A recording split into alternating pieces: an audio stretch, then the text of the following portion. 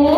Iya, Bu. Ya, terima kasih Ibu-Ibu. Pada kali ini kita akan mengimbaskan budaya positif di SD Negeri 17355 Situlamat.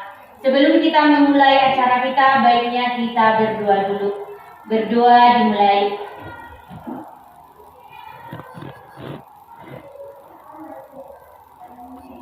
Berdoa selesai. Nah, penyerapan saya kali ini Ibu sebagai implementasi dari tugas kami calon guru penggerak angkatan 9 untuk mengimbaskan budaya positif yang dilakukan di sekolah kita, yaitu merupakan aksi nyata kami pada modul 1-4. Tentunya kita tahu tentang pengertian budaya positif. Budaya positif itu merupakan perwujudan dari nilai-nilai atau keyakinan universal yang diterapkan di sekolah. Mengapa budaya positif itu penting?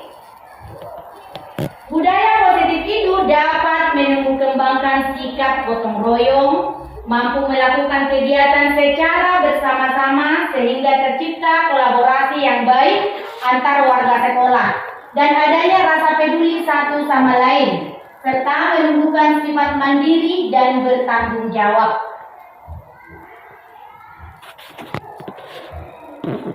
Budaya positif itu ada 6. Yang pertama itu adalah disiplin positif dan nilai-nilai kebajikan universal.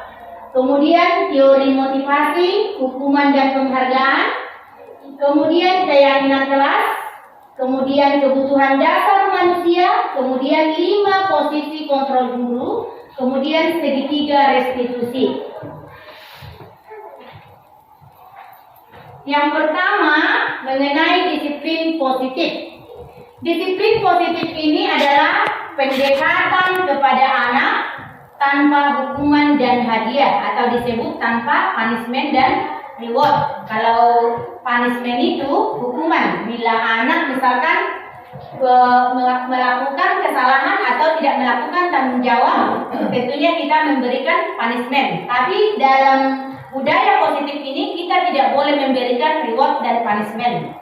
Nah, kriteria disiplin positif itu yaitu bersikap baik dan tegas, kemudian membantu murid membangun rasa memiliki, kemudian memiliki pikiran jangka panjang, mengasah keterampilan sosial dan keterampilan hidup, dan membangun rasa percaya diri murid.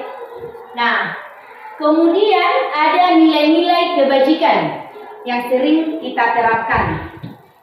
Menurut ibu-ibu semua, apa nilai-nilai kebajikan? Iya Bu? Iya, bertanggung jawab. Menurut Ibu Elfrida, Ibu Merta? Berkarakter. Berkarakter. Terima kasih ibu-ibu. Nah, nilai-nilai kebajikan itu masih banyak juga. Misalkan meminta maaf, kasih sayang, disiplin, saling menghargai, itu termasuk nilai-nilai kebajikan. Jadi penerapan disiplin positif ini disertai dengan nilai-nilai kebajikan yang dimiliki oleh setiap orang. Misalkan Ibu Elfrida, kalau nilai kebajikan bertanggung jawab di kelas ibu, bagaimana Bu implementasinya?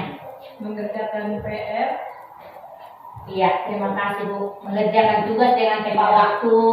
Kemudian kalau saling menghargai itu bagaimana Ibu? Memberi salam pada guru. Iya, terima kasih Bu. Memberi salam pada guru. Iya, kemudian ada juga motivasi perilaku manusia. Ada 3 motivasi perilaku manusia. Yang pertama, untuk menghindari ketidaknyamanan atau hukuman. Nah, mereka itu menghindari permasalahan yang mungkin muncul dan berpengaruh pada mereka secara fisik atau psikologis. Apabila kebutuhan mereka tidak terpenuhi, mereka tidak akan melakukan tindakan tersebut. Misalnya, kalau kita di sekolah ini, misalkan kalau dalam motivasi perilaku yang pertama, misalkan saya datang tepat waktu ke sekolah hanya untuk menghindari teguran dari kepala sekolah. Itulah contoh motivasi yang pertama. Kemudian motivasi yang kedua, untuk mendapatkan imbalan atau penghargaan dari orang lain. Mereka melakukan tindakan itu untuk mendapatkan pujian atau hadiah. Mereka mendapatkan itu untuk mendapatkan pengakuan. Contoh perilaku yang nomor 2 itu adalah saya datang tepat waktu ke sekolah untuk mendapatkan penghargaan pada akhir semester. Karena biasanya kalau di sekolah nanti akan diadakan evaluasi untuk guru-guru, siapa yang cepat datang, siapa yang tepat waktu. Jadi itu motivasi yang kedua, hanya untuk mendapatkan pujian atau penghargaan. Kemudian motivasi perilaku manusia yang ketiga, untuk menjadi orang yang mereka inginkan dan menghargai diri sendiri dengan nilai-nilai yang mereka percaya. Contohnya, saya datang tepat waktu ke sekolah untuk memberi teladan kepada murid dan menghargai diri saya sendiri. Itulah ketiga motivasi perilaku manusia. Menurut kita ibu-ibu, yang mana yang kita pilih ini untuk mewujudkan budaya positif? Nomor 3. Iya, kita memilih nomor 3, yaitu untuk menjadi teladan dan menghargai diri sendiri. Ya, terima kasih ibu-ibu. Kemudian ada posisi kontrol guru. Posisi kontrol kita sebagai pendidik menurut Ki Hajar Dewantara ada 5. Jadi yang pertama itu penghukum, yang kedua pembuat rasa bersalah, yang ketiga manajer, yang keempat pemantau. Yang ketiga tadi teman, yang keempat pemantau, yang kelima manajer. Manajer inilah puncak dari posisi kontrol guru. Mungkin kita sebagai pendidik di sekolah, saya sendiri kemarin sewaktu melakukan refleksi, saya lebih banyak di posisi penghukum. Nah, kalau di posisi penghukum ini boleh menggunakan hukuman verbal atau non verbal. Hukuman verbal itu seperti mencubit. Seperti kalau non verbal itu dengan kata-kata yang agak keras seperti ini. Patuhi aturan kelas ya, atau awas kamu. Itu posisi penghukum. Kamu selalu saja salah. Itu termasuk juga posisi penghukum. Selalu kamu pasti yang paling akhir. Ibu sudah tahu itu. Itulah sebagai posisi kita sebagai penghukum. Kemudian ada tadi pembuat rasa bersalah. Membuat rasa bersalah itu, misalnya ketika siswa tidak mengerjakan tugas, siswa itu kita buat merasa bersalah. Ibu sangat kecewa dengan kamu. Coba, bagaimana kalau orang tuamu tahu buat seperti ini? Jadi si siswa itu merasa bersalah. Kemudian teman, kita tahu posisi teman itu seperti apa. Jadi teman itu boleh menjadi sahabat. Ketika siswa berbuat kesalahan, kalau kita sebagai teman, ya sudah, kali ini tidak apa-apa, besok jangan diulangi lagi ya. Nanti bisa kita selesaikan dengan baik. Seperti itu contohnya. Kemudian keempat, pemantau. Kalau pemantau itu mengawasi. Bagaimana kalau misalkan pemantau, dia selalu memantau. Jadi kalau pemantau bilang seseorang murid kita misalkan tidak mengerjakan tugas, peraturannya apa? Konsekuensinya apa? Jadi dia hanya memantau saja. Apa yang telah kau lakukan? Posisi pemantau itu mengawasi gerak-gerik siswa. Jadi yang terakhir itu adalah posisi sebagai manajer.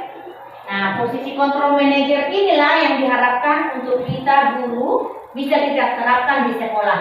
Pada posisi ini guru dan murid-muridnya sama-sama mencari solusi untuk permasalahan yang timbul.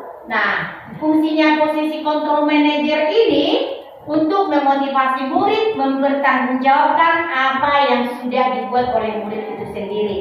Di posisi inilah murid menjadi pribadi yang mandiri, merdeka, dan bertanggung jawab. Sehingga terciptalah nanti lingkungan positif, nyaman, dan aman. Sehingga proses belajar menjadi kondusif. Kemudian tadi sesudah posisi kontrol guru ada keyakinan kelas. Kalau keyakinan kelas ini, saya yakin kita semua sudah menyerapkan kan? Keyakinan kelas itu bermula dari penerapan kesepakatan kelas. Sebelum kita memulai pelajaran pada pagi hari, tentunya kita membuat kesepakatan kelas dulu di kelas masing-masing. Boleh kita buat dengan post-it, atau boleh secara lisan, atau boleh ditulis di buku tulis. Nah, saya mau tanya dulu Ibu Guru kelas 4. Kesepakatan kelas seperti apa yang sudah Ibu buat di kelas Ibu? Kesepakatan kelas yang sudah kami buat, apabila tidak dapat sekolah atau sakit, harus memberikan izin kepada gurunya melalui surat ataupun melalui WA kepada informasi kepada gurunya. Lalu masuk kelas harus tepat waktu, berpakaian lengkap, dan juga mengerjakan PR, bertanggung jawab terhadap tugas yang diberikan guru. Terima kasih Bu, yang sudah bagus sekali kesepakatan kelasnya. Kemudian di Ibu kelas 6, apa kesepakatan kelas yang sudah Ibu buat di kelas Ibu? Ya, di kesepakatan kelas 6 kami dalam waktu menerapkan materi harus disepakati tidak boleh berpindah lampu, tidak boleh berbicara jika tidak sah. Terima kasih Bu, berarti kita sudah membuat memang kesepakatan kelas kita ini di kelas. Nah, terutama di kelas 1 mungkin ya Bu. Ibu kelas 1 bagaimana Bu menerapkan kesepakatan kelas di kelas Ibu? Kalau di kelas kami harus mengerjakan PR dengan tepat waktu. Kalau tidak mengerjakan PR harus diulangi lagi untuk lebih paham lagi yang tidak dimengerti. Baru kalau mau permisi harus dikabari melalui WA atau di telepon orang tua.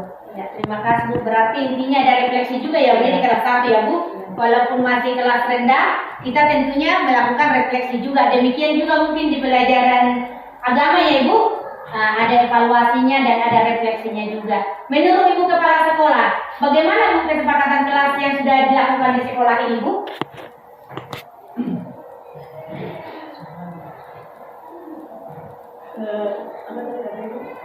Bagaimana Bu kesepakatan kelas yang sudah Ibu guru kelas mengatakan tadi kesepakatan kelasnya? Menurut Ibu bagaimana pendapat Ibu? Apakah sudah bagus dengan seperti itu, sudah berjalan dengan baik gitu Bu? Kesepakatan kelas untuk guru kelas untuk melaksanakan tugasnya harus disesuaikan dengan waktunya. Istilahnya waktunya memberikan tugas misalnya jangan terlalu banyak, karena mata pelajaran yang diberikan kadang mau 2 atau 3 mata pelajaran ya. Jadi untuk itu mengasih tugas untuk anak-anak harus diberi, jangan lebih, misalnya 10 ya untuk pelajaran misalnya berikan 2 untuk lebih mengulang dia di rumah. Begitu menurut saya. Iya, terima kasih Bu. Berarti yang dikatakan Ibu Kepala Sekolah itu sudah termasuk kesepakatan sekolah kita ya, dan termasuk keyakinan kelas yang sudah kita pahami tadi. Kemudian keyakinan kelas itu tadi terbentuk karena adanya kesepakatan kelas. Demikian juga dengan keyakinan sekolah. Bermula dari kelas, kemudian diterapkan di sekolah. Nah, keyakinan kelas itu atau keyakinan sekolah itu berupa pernyataan universal yang mudah dipahami dan diterapkan di kelas dan sekolah. Contohnya seperti yang Ibu Kepala Sekolah tadi mengatakan, saling menghargai, bertanggung jawab. Nah, itu termasuk keyakinan di sekolah kita. Kemudian, kebutuhan dasar manusia. Kebutuhan dasar manusia ini ada 5 yang diterapkan di dalam budaya positif. Yang pertama itu kebutuhan bertahan hidup. Kita sudah tahu kalau kebutuhan bertahan hidup itu berarti termasuk itu kebutuhan primer ya Ibu. Kebutuhan primer itu berupa makanan, minuman, pakaian gitu. Kemudian kebutuhan akan rasa memiliki dan kasih sayang. Misalkan seperti kita ini. Nah, itu juga termasuk kebutuhan teman-teman kelompok, rekan sejawat termasuk. Kebutuhan pengakuan atas kemampuan. Misalkan kebutuhan pengakuan guru berprestasi, murid berprestasi, kepala sekolah yang bagus dalam memimpin, itu termasuk juga kebutuhan. Kemudian kebutuhan akan kebebasan. kebebasan memilih, bergerak, dan bereksplorasi. Kita juga butuh kebebasan untuk bereksplorasi. Bereksplorasi maksudnya itu menuangkan segala sesuatu yang positif di sekolah kita ini. Yang terakhir itu adalah kebutuhan akan kesenangan. Kesenangan itu termasuk juga kebahagiaan, tertawa, gembira, itu juga termasuk kebutuhan dasar manusia. Kalau dalam pelajaran IPS atau ekonomi mungkin ini primer, sekunder, tersier. Inilah tingkatannya. Jadi kalau di dalam budaya positif ada 5 kebutuhan, yaitu kebutuhan bertahan hidup, memiliki, pengakuan kemampuan, kebebasan, dan kesenangan. Sampai di situ ibu-ibu ada yang mau ditanya ibu-ibu? Sudah paham ibu-ibu? Sudah Bu. Iya, mari kita lanjutkan. Nah, ini adalah puncak dari budaya positif di sekolah, yaitu segitiga restitusi dalam penyelesaian masalah. Nah, kita menggunakan segitiga restitusi, yaitu guru berperan sebagai manajer dalam menyelesaikan masalah. Nah, kalau segitiga restitusi ini ada 3 tingkatan yang dilakukan guru, namanya juga segitiga ya. Nah, jadi restitusi itu adalah penyelesaian masalah. Nah, fungsinya ini adalah untuk menghasilkan murid-murid yang berkarakter dan bertanggung jawab. Oke, pengertian segitiga restitusi. Segitiga restitusi itu adalah proses menciptakan kondisi bagi peserta didik untuk memperbaiki kesalahan mereka, sehingga mereka bisa kembali pada kelompok mereka dengan karakter yang lebih kuat. Kemudian, ini adalah langkah-langkah segitiga restitusi. Yang pertama itu menstabilkan identitas. Kalau menstabilkan identitas ini, ibu-ibu, langkah pertama ini adalah dia menstabilkan jika anak berbuat salah, maka dalam kondisi emosionalnya otak anak itu tidak bisa berpikir secara rasional. Fungsi kita sebagai guru yang menstabilkan identitas mereka supaya mereka tidak merasa tertekan. Jadi mereka merasa tenang. Contohnya kita membuat pertanyaan seperti ini. Tidak ada manusia yang sempurna. Misalkan seperti itu. Nah, ibu juga pernah melakukan kesalahan itu. Jadi anak itu merasa tenang.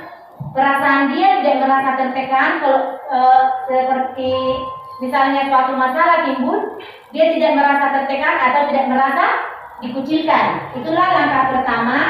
Kemudian di langkah kedua adalah validasi tindakan yang salah. Nah, validasi tindakan yang salah ini ketika guru misalkan menjadi posisi penghubung seperti tadi, awas kalau kau tidak mematuhi peraturan. Tentunya itu kalau menurut filosofi Ki Hajar Dewantara kita sudah berbuat tidak menuntun ya ibu ya.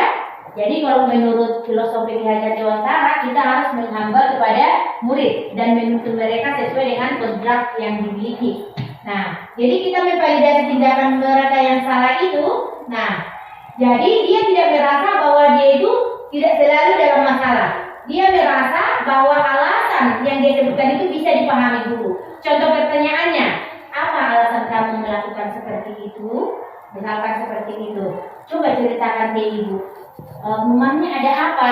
Nah, itulah validasi tindakan yang salah. Dan yang terakhir yaitu menanyakan keyakinan. Tadi keyakinan sekolah yang sudah kita buat itu, keyakinan kelas yang sudah kita buat itu, kesepakatan kelas yang sudah buat itu. Ketika anak-anak melakukan kesalahan itu tadi, nah, jadi dia tidak merasa tertekan, dia tidak merasa tidak percaya diri. Kita bisa mengatakan, coba apa yang kamu lakukan untuk memperbaiki kesalahanmu? Itulah kalau ada timbul masalah bagi peserta didik kita atau bagi murid kita. Nah, saya contohkan di sini ya Bu, yang pernah saya terapkan di kelas saya.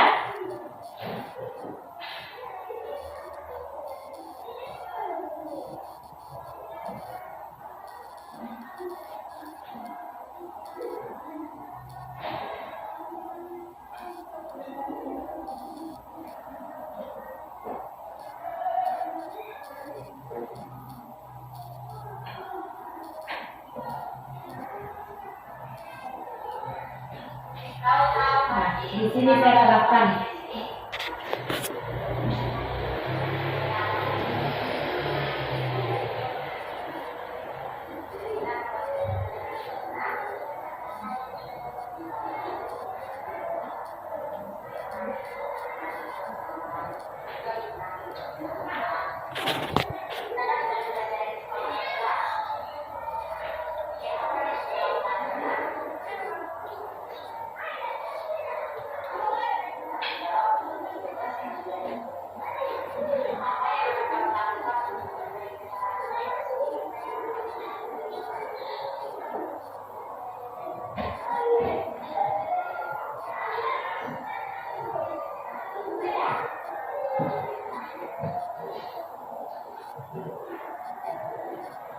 Nah, dari video yang saya buat tadi jelasnya Bu, jelasnya Ibu.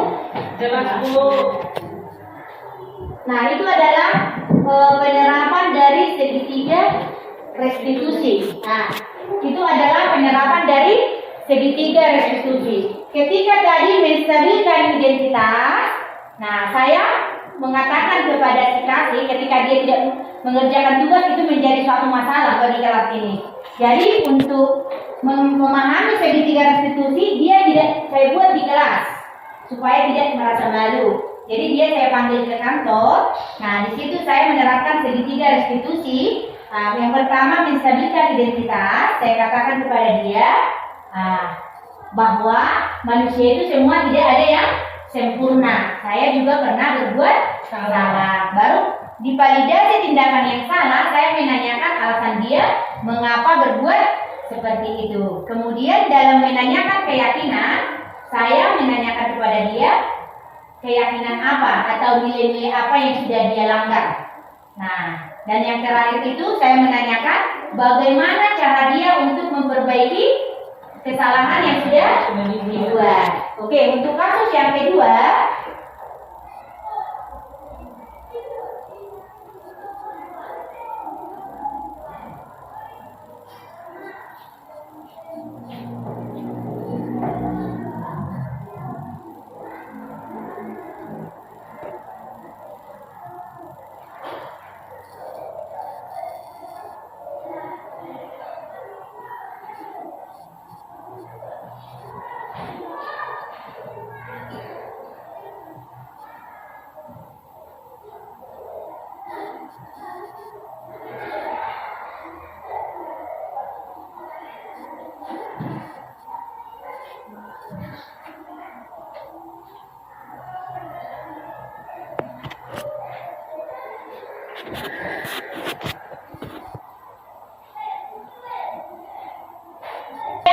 video yang kedua akan saya tunjukkan ke ibu-ibu semua. Ya.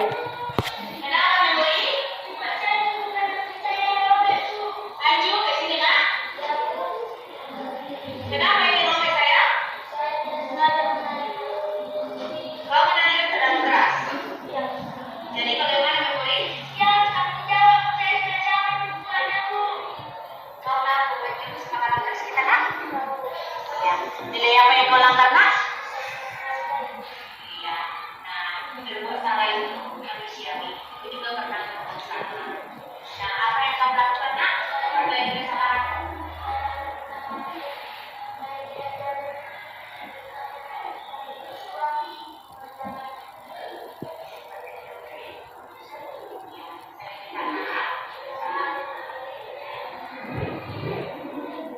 Ya, demikian ibu-ibu yang sudah saya terapkan di kelas saya, yaitu penerapan segitiga restitusi. Ya, penerapan segitiga restitusi yang sudah saya lakukan di kelas saya. Menurut ibu-ibu, bagaimana kalau kita menerapkan segitiga restitusi? Pasti kelas kita akan menjadi nyaman dan aman. Jadi anak-anak itu menjadi mempunyai karakter yang lebih kuat dari sebelumnya. Nah, sudah mengerti ibu-ibu? Sudah Bu. Sudah. Bisa ibu-ibu keragakan satu contoh segitiga restitusi yang sudah dilakukan di kelas? Bisa Bu. Bisa Bu. Nah, minta tolong ibu Merta sama ibu Simatupang mempraktekannya. Silakan Bu di sini Bu.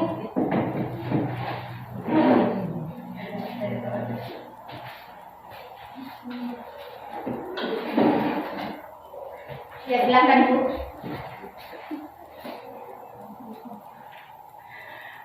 Baik, Frida, apa yang sudah kamu lakukan kepada temanmu? Kamu tahu kan kalau berkelahi itu salah? Apa alasanmu melakukan itu kepada temanmu? Karena itu bandel Bu, mau di kampung pun aku terus Bu. Ya walaupun temanmu bandel, kamu harus melapor pada guru. Jangan bertindak sesuka hati atau melakukan kekerasan. Kamu tahu apa yang sudah kamu lakukan itu salah? Nah, untuk kedepannya, kamu jangan melakukan itu lagi. Kalau ada yang mengganggu kamu, kamu harus memberitahu pada guru. Sekarang apa yang harus kamu lakukan karena kamu sudah berbuat salah kepada temanmu? Saya akan minta maaf sama kawan-kawanku Bu, gak akan melakukannya lagi. Baik, minta maaf kepada teman-temanmu dan jangan pernah mengulanginya lagi. Kalau kamu mengulanginya lagi, kamu akan mendapatkan hukuman sesuai perjanjian kita kan di kelas. Terima kasih Bu. Mari kita berikan tepuk tangan untuk ya. Jadi kita harus sebagai manajer di kelas kita masing-masing untuk menyelesaikan masalah yang timbul. Jadi alangkah baiknya kalau kita semua dapat menerapkan itu ketika murid kita berbuat kesalahan. Jadi mungkin kalau kita melakukan refleksi, kita bisa lihat di mana posisi kita. Penghubungkah, pembuat merasa bersalahkah, kemudian temankah, pemantau-kah, atau manajer. Tapi yang diharapkan dari budaya positif ini, kita semua guru-guru, baik kepala sekolah, baik guru mata pelajaran, baik operator, baik guru kelas, harus menerapkan sistem posisi kontrol manajer. Ya Ibu-Ibu ya. Nah, jadi budaya positif di sekolah kita yang sudah kita lakukan itu, yang sudah kita laksanakan itu adalah penerapan 5S. 5S itu senyum, sapa, salam, sopan, dan santun. Nah, budaya 5S yang kita terapkan di sekolah itu untuk menumbuh kembangkan karakter mereka supaya mereka lebih mandiri, bertanggung jawab, dan berakhlak mulia sesuai dengan profil pelajar Pancasila. Nah, untuk hari ini pembahasan saya demikian dulu. Tapi sebelumnya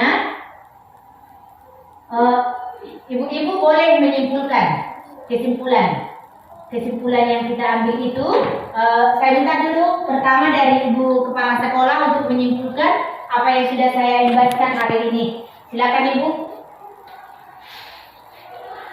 Untuk segitiga restitusi sangat bermanfaat untuk lebih disiplinnya anak didik kita dan lebih membudayakan hidup positif seperti yang dikatakan Ibu tadi 5S. Senyum, sapa, salam, sopan dan santun. Jadi kalau mereka selalu berbuat budaya positif 5S tadi, karakter anak-anak pun lebih baik ke depannya. Ya, terima kasih Bu. Mari kita berikan tepuk tangan untuk Kepala Sekolah. Ya, mewakili guru mata pelajaran yang persilakan, saya persilakan Ibu Agama dulu. Ibu udah dulu. Kesimpulan dari pembahasan yang sudah saya buat Bu, menurut Ibu bagaimana Bu? Kesimpulannya yang dibuat oleh Ibu, saya bisalah untuk menunjukkan tentang penanaman pembelajaran kepada anak-anak, karena di situ sudah terbuat tentang kedisiplinan anak-anak di kemudian hari dan bisa tercapai apa yang kita buat untuk anak-anak ini, untuk mendidiknya supaya anak itu membuat menjadi berdisiplin yang terbaik dan berkarakter yang baik di sekolah ini. Terima kasih Bu. Mari kita berikan aplaus untuk Ibu Agama. Kemudian mewakili guru kelas, silakan Ibu satu orang. Menurut saya dapat kesimpulan dari pertemuan kita hari ini, saya semakin tahu apa itu segitiga restitusi dan menerapkannya di dalam kelas saya. Saya tahu pentingnya segitiga restitusi dan peran saya sebagai guru, yaitu sebagai control manager dalam kelas. Saya semakin tahu bagaimana cara menerapkannya di kelas saya.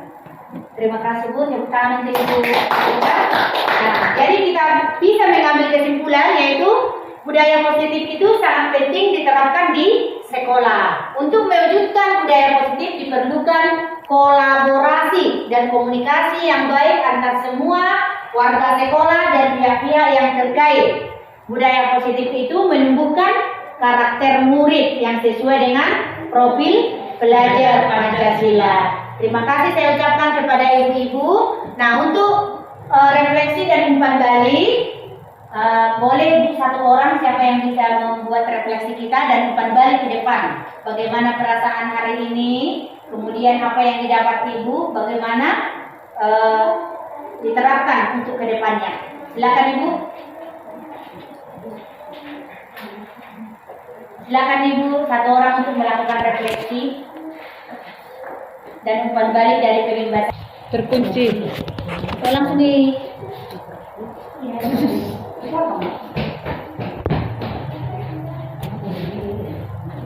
Oke, silakan Ibu Simatupang untuk melakukan refleksi kita pada pagi hari ini. Terima kasih atas kesempatan yang diberikan kepada saya. Refleksi yang saya dapat pada pagi hari ini atau umpan balik yang saya sampaikan, budaya positif sangat penting untuk diterapkan supaya siswa, guru dan kepala sekolah dan semua warga sekolah berkolaborasi untuk membentuk atau menumbuhkan karakter murid untuk ke arah yang lebih baik lagi. Terima kasih Bu. Tepuk tangan untuk Ibu Simatupang. Nah, saya minta umpan baliknya dari Ibu Kepala Sekolah sebagai pimpinan kami di sekolah ini. Silakan Bu, sekalian untuk kata-kata yang memberikan kepada kami motivasi sebagai bawahan Ibu di sekolah ini. Kepada Ibu Kepala Sekolah, saya persilahkan. Ya, kesimpulannya untuk segitiga restitusi, di mana budaya positif yang orang ibu lakukan di setiap kelas sangat diperlukan, seperti yang katanya tadi, kolaborasi dan komunikasi antar siswa dan guru lebih terjalin kerjasamanya. Jadi untuk ini budaya positif segitiga restitusi ini untuk meningkatkan karakter siswa kita supaya berargumen kepada guru pun mereka tidak takut. Mereka lebih percaya diri untuk mengutarakan sesuatu yang sulit dipikirkannya. Jadi lebih menguntungkan antara siswa dan guru, ada kerjasama yang baik. Jadi untuk Ibu Syahan dalam menerapkan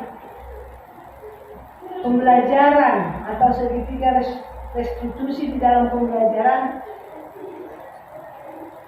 dapat lebih meningkatkan kepercayaan murid Ibu. Jadi untuk itu, untuk Ibu sekalian juga, mari kita budayakan budaya positif di dalam pembelajaran kita dan di dalam kerjasama kita di luar kelas. Begitulah Bu yang dapat saya sampaikan. Terima kasih, kita berikan tepuk tangan kepada Ibu Kepala Sekolah. Terima kasih kami ucapkan kepada Ibu Kepala Sekolah yang memberikan motivasi dan pemikiran yang sangat luar biasa yang tidak bisa kami pungkiri sebelumnya atas masukan Ibu dan saran Ibu kepada kami. Semua kami guru-guru kelas, baik guru mata pelajaran, akan menerapkan di kelas untuk meningkatkan pembelajaran di kelas dan meningkatkan karakter murid di sekolah kita ini. Semoga dengan penerapan budaya positif sekolah kita ini menjadi salah satu agen yang membuat perubahan yang baik di kabupaten kita ini dan bisa menjadi contoh bagi masyarakat sekitar. Demikian saya sampaikan. Terima kasih ibu-ibu atas kebersamaan kita pada siang hari ini dan kolaborasi yang sudah kita jalin. Atas perhatian ibu-ibu sekalian, saya ucapkan terima kasih.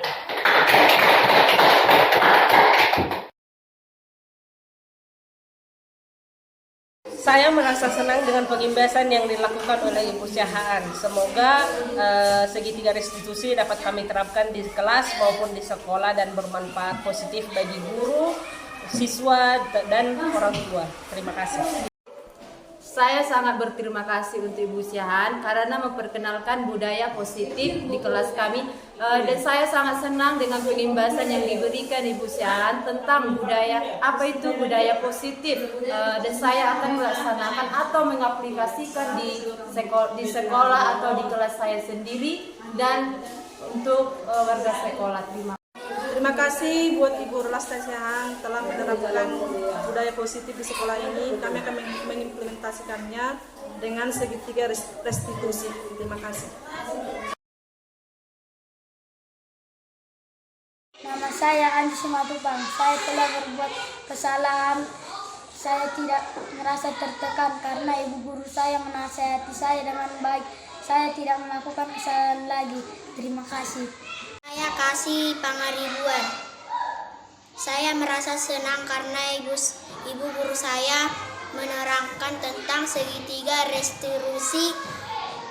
Saya tidak tertekan karena tidak mengerjakan tugas. Saya akan lebih giat lagi untuk belajar ke depannya. Terima kasih.